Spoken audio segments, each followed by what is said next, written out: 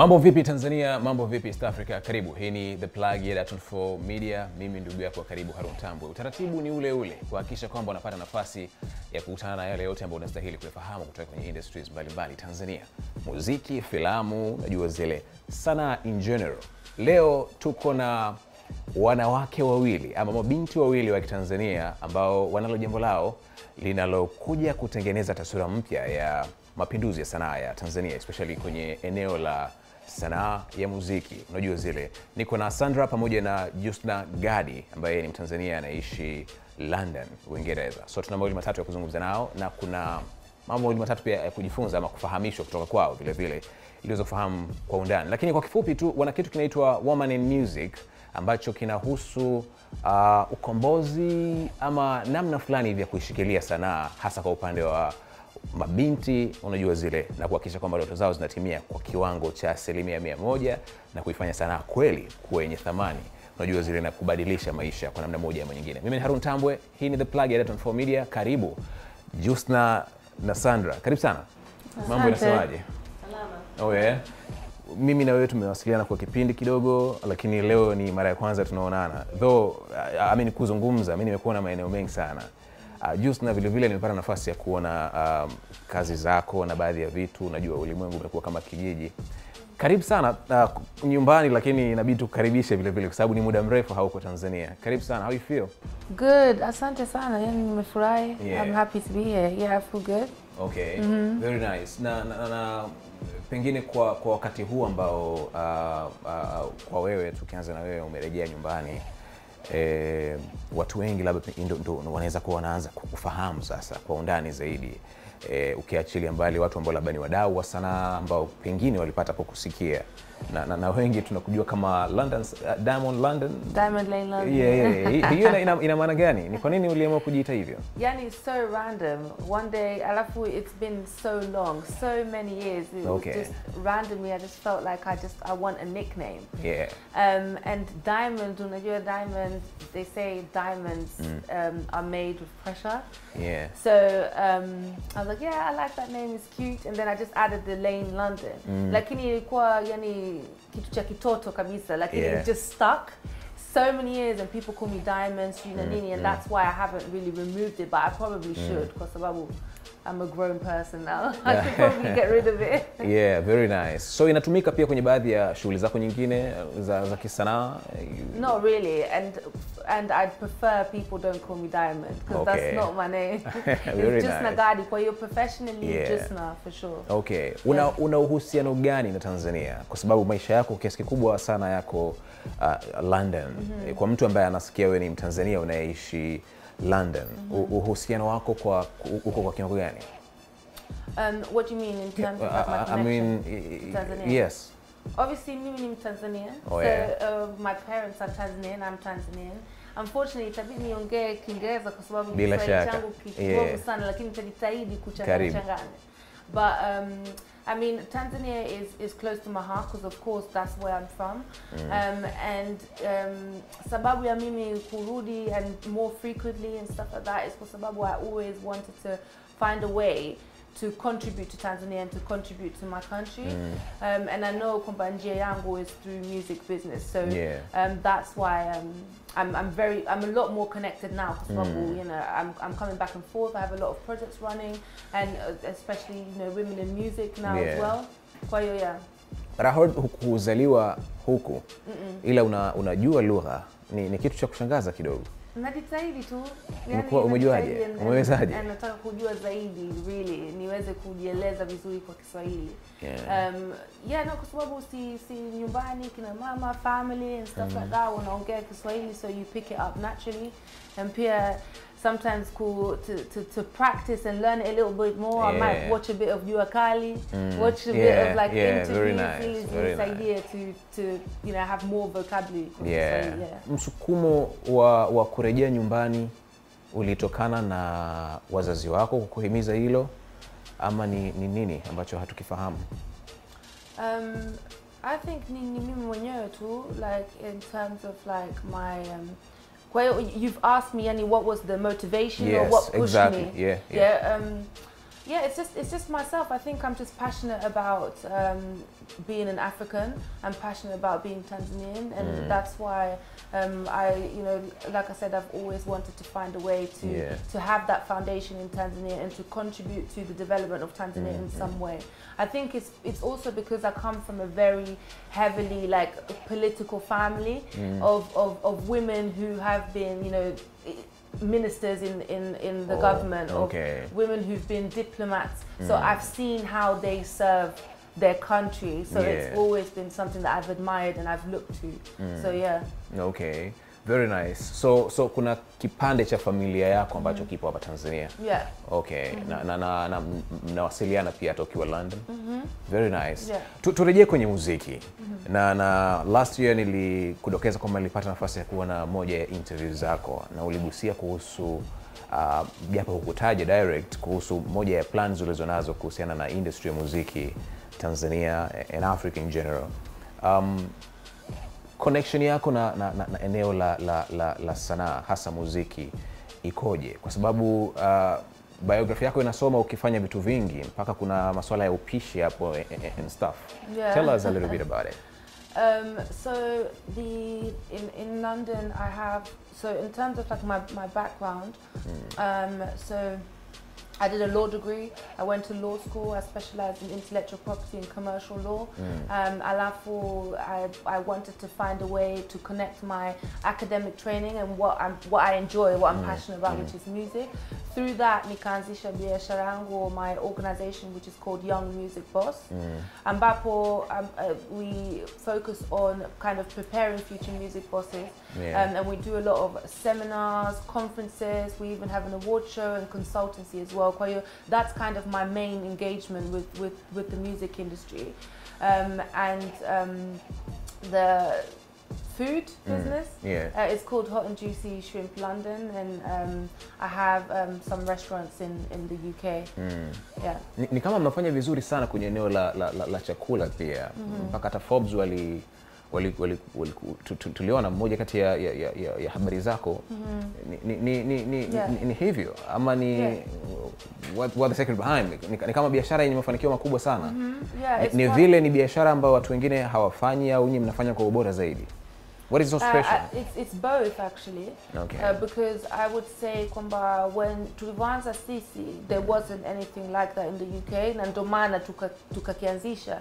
Lakini hata hivyo, when we started, ilikuwa sio kitu ambacho tulipanga that it would grow the way that it did. Lakini it started growing very quickly, ndo tukaanza kujipanga to do things properly and to make it a proper business and a brand. Kwa hiyo ilipofikia sasa, it's quite a big brand in the UK. It's doing very well. It's very popular. Okay. Kwa asiyejua kuhusu women in music, nadhani na Sandra pia atatusaidia kwenye hilo. Nini ina maana gani? Na nini kimebebwa na hii title? Okay. So Women in Music is a global organization. Ambayo its head office iko Marekani. It was founded in the 1980s, and it has multiple chapters, like 26 chapters around the world. Okay. So New York, Atlanta, Japan, loads of markets around the world. Kwa hiyo Women in Music Tanzania is where we have now launched a chapter in Tanzania. And the purpose of Women in Music is the advancement, empowerment, and education of women in music. Lakini sio tu watu ambao wanataka kuwa like wasanii, the stars, but also tuweze kukuza the next generation of women music executives to help build a more sustainable music industry for Tanzania. Lakini vile we also wanted to bring a global network to Tanzania in order to be able to navigate building those infrastructures around, you know, the industry in Tanzania. And also kitu kingine cha muhimu as well, of course, as we know, Tanzania yani kuna changamoto nyingi, kuna vitu vingi bado hatujavielewa, and there's a lot that we need to overcome. Kwa hiyo education is a key mission for us in order to empower women and girls especially katika, you know, mambo ya sanaa au muziki. But like I said, both for the artist side, like can you prepare those executives, and also vile pia to bring in new sectors to the industry, because we know kwamba the industry is not just the artist, the manager or manager and producer. We know kwamba there's so many other different roles that exist within the industry. Kwa hiyo we want to also be able to bring that exposure. Lakini we also need the support, the contribution and the engagement from men. Although that it's women in music, I guess the reason why is because I think that the challenges that women experience are quite unique, I think. And there's a need for something like women in music. Like we need men to be a part of this. Umezungumza vizuri. Nilitaka kuuliza kama wanaume wametutenga. How did you guys connected? How do you connect, I mean? Primarily kwa social media. Sikumbuki tulianzaje kuzungumza, nakumbuka ilikuwa ni social media. And nikapitia bio yake and I was like, okay, yupo kwenye muziki, ngoja tufuatilie, follow. Then from there tukaanza to just network, kuongea, akiwa anakuja maeneo haya ananiambia hey, I'll be coming to Tanzania. Sawa hivyo. So essentially social media. Kwa sisi watu wengine social media tunatumia vitu kama hivi to network and sema chache sana. Nimtafuta Sandra. Really? I think nimtafuta Sandra, because I, katika kujielimisha about Tanzania, who are the prominent figures that are operating within the industry, what networks do I need to build, who do I need to connect with. Sandra Brown is one of the names throughout my research that kind of came up, by looking at different artists and trying to understand who sits behind them, so Sandra is one of those names that I discovered. So I reached out to her because I knew that she would be one of my key relationships here in Tanzania. Okay, very nice. Na ulipokeaje baada ya just na kucheck? Mimi nilivyoipokea ni kama okay, kuna mtu ambaye anajua vitu kushinda mimi na ana experience ya market ambayo ndo dunia nzima inakuelekea, so I need to be in close relationship na huyo mtu. But I don't think kwamba najua necessarily vitu kuliko yeye. I think that we all bring different, and that's why I'm so proud of the group that we have in Women in Music that are on the board directing the organization, kwa sababu we all bring different skill sets and knowledge sets to the table. And that's why it was very important for me to connect with people like Sandra, because of course there's so much that Sandra knows and has experience that I don't know, especially when it comes within the market of Tanzania. Kwa hiyo it's a community we've kind of created where we can all lean on each other and we can all learn from each other. Because there's places ambapo things ambapo I'm less than and she maybe knows more of. And she's smart, by the way. Nimekuwa maeneo mengi ambayo Sandra anazungumza vizuri sana. Kwa nini me focus zaidi? Of course umesema kuhusiana na changamoto mbalimbali ambazo pengine Women in Music inaweza kawa sehemu ya utetezi na kumsaidia mwanamke kufanikiwa zaidi ama rahisi kwenye sanaa. Ni aina gani za changamoto ambazo nyinyi mmezibaini ambazo zimeendelea kuifanya taasisi hii kusambaa zaidi duniani na this time around Huko Tanzania? Nitakuwa a bit biased. Nitafocus kwa upande wa wadada, alafu nitaenda in general perspective. Kwanza hakuna wanawake wa kutosha. Nakumbuka hata ukitoa mambo ya women in music tu, mimi kama mimi nilipokuwa naingia katika industry ama career path ya manage talent, nilikuwa nakosa reference ya wadada. Kwa sababu mimi nitakachoki experience as a manager nyuma ya msanii, as a female manager nyuma ya msanii, sikuwa ni tofauti ambavyo labda my colleague wa kiume ata experience. Kwa mtu akwenda kuongea naye kumwambia bwana anapitia hiki ama iko hivi, msanii akibehave hivi na handle vipi being in this position and also being a woman, nilikuwa sina hiyo reference. Kwa vitu vingi nilikuwa tunajifunza on spot as I'm going. Kwa challenge namba moja ni hiyo, hakuna wanawake wa kutosha. And it's very discouraging, but also it's very encouraging. Ni kwa nini, Sandra? Ni kwamba hawapo tu automatically ama ni kwamba wana hofu ya kuingia kwenye industry?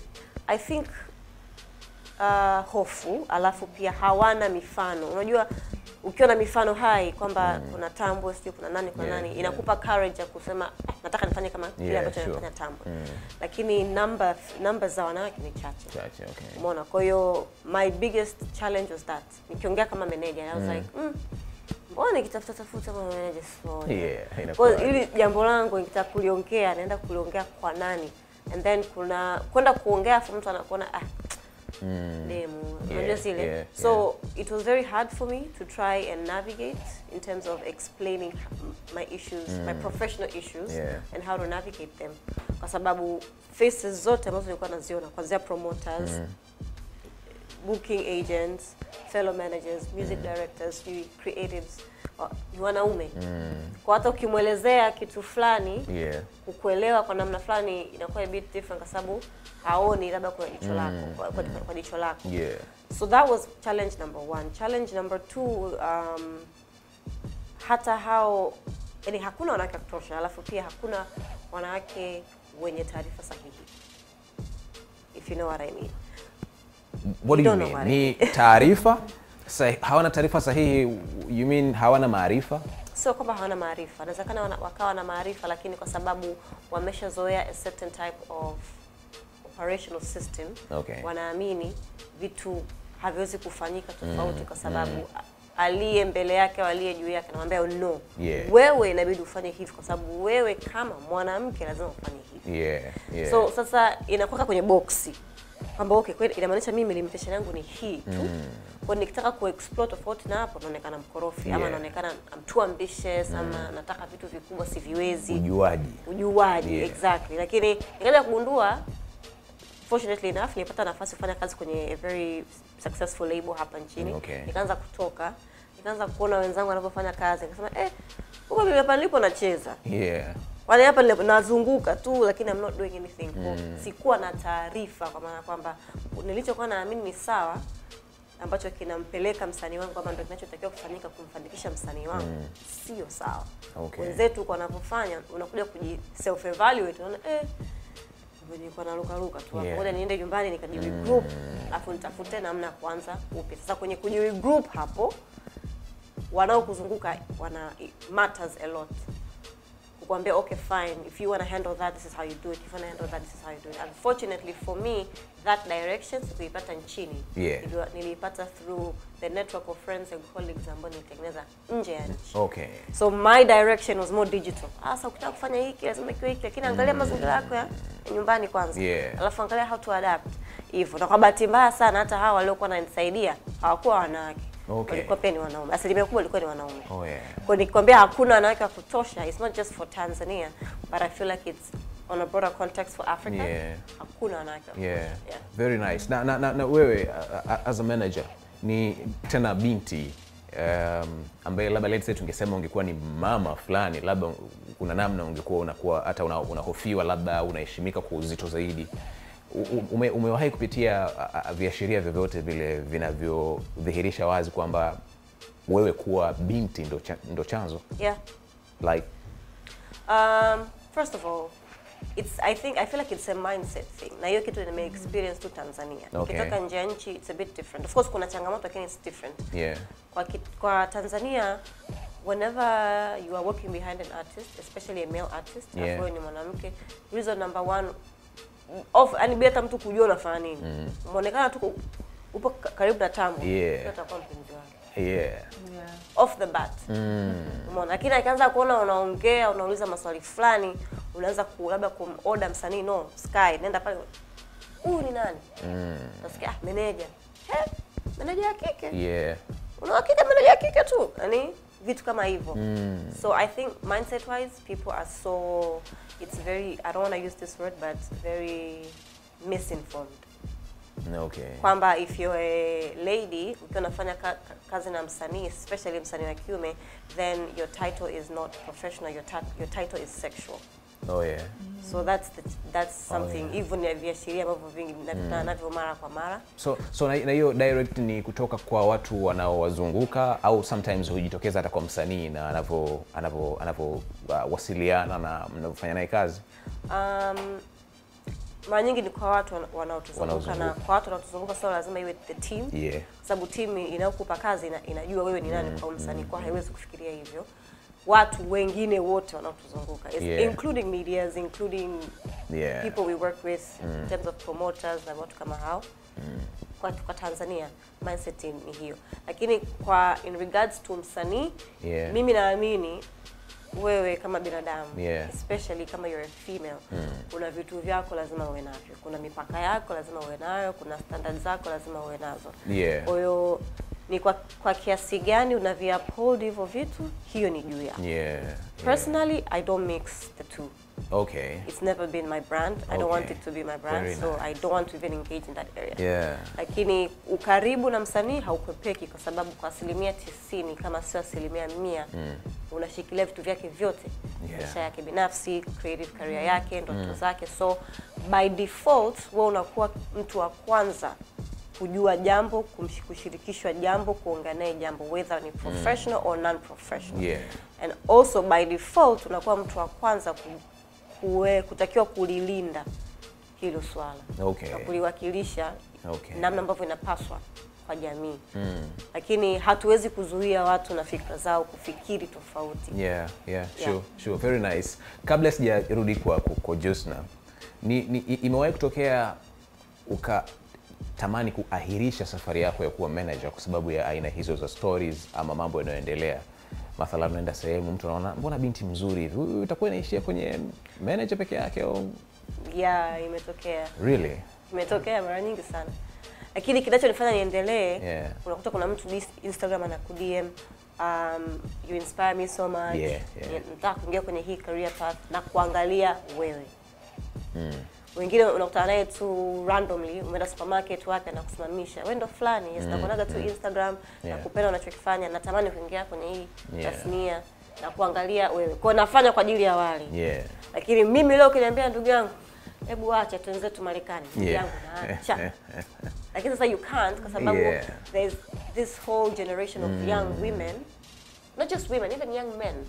Wanakuangalia wanasema, I like the way you do this, I like the way you carry yourself, I like the way you know, whenever you work with an artist, kuna namna huyo msanii anakuwa tofauti, au ukiacha kufanya naye kazi tunajua. So it's very, for me it's very surprising, kwa sababu whether you work with a client na ukiacha kufanya naye kazi, huwa hatutangazi necessarily. Lakini kwa sababu watu wanakufuatilia, wanakuwa wana notice tofauti na wanakuja wanakuambia. So I do it for people like that. Ambao kesho kutwa wakija kukaa sehemu wanasema, mimi nilimwonaga Justa na Sandra anafanya, kwa I got, nikajua kuna watu, again reference. So if I can be a reference, well and good, kwa sababu mimi nilivyoanza sikuwa na reference. Kwa nilikuwa naenda tu nitakachuta nacho koko, nitajua mbele kwa mbele. Lakini kuna mtu huko ananiangalia na mimi kama reference. So I owe that person to do this the best way I know how, and the safest way I know how, ili yeye aaminiwe pia na familia yake kuingia kwenye hii industry. Kwa sababu pia nimekutana na watu ambao wananiomba kabisa, njoo ongea na mamangu, njoo ongea na babangu. Like talk to them, maybe wakikusikia wewe wataamini. And yes, it has worked many times. Nimekaa na familia ya watu nakwambia naongea kaka. Unajua hii? Unajua? Hii ni career. Yaani unajaribu kumshawishi mzazi amruhusu binti yake.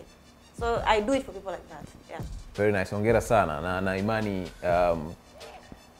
pengine njia itakuwa kubwa na yenye matunda zaidi. Unajua wanasema usipokata tamaa lazima kila kitu kiwe katika hali inayostahili. Kwako natamani nifahamu kuhusu namna ambavyo Women in Music mmeplan kuliongeza hilo ama kutengeneza hilo ongezeko la wanawake kwenye tasnia ya burudani, hasa muziki. Unajua zile nimeona vitu vingi na labda pengine utufahamishe kwa mataifa mengine ambayo hii ilianza, mafanikio yamekuwa kwa kiasi gani? Na naomba pia hilo swali anisaidie sana, because I think swali is very important ielezwe pia kwa Kiswahili, because we need people to really understand what our purpose is.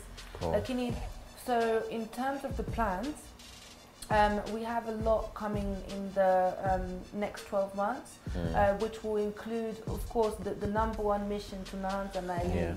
we're starting with education and finding ways to deliver educational resources. Hizo resources itakuwa online, lakini pia physical resources ambapo we will have different workshops, seminars to educate on different sectors of the industry.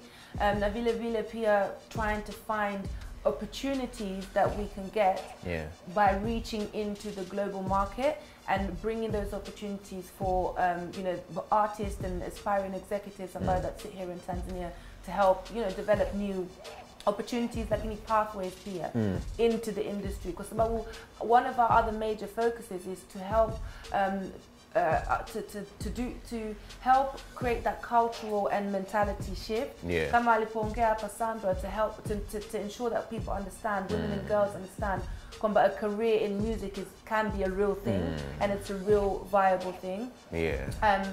So yeah, and one of the examples that I like to give, what we did at our launch the other day, is so we had a partnership with CD Baby, and kupitia your partnership, we've been able to offer free distribution packages to all of the artists who attended, to have free distribution for their EPs and albums, which is a huge thing. While you kupitia Women in Music, we will also be trying to find opportunities to help with development and to help push and empower women further in the industry. So, but that's a great example of us being able to bring in a partner, global partner from outside into the Tanzania market and creating an opportunity for artists here.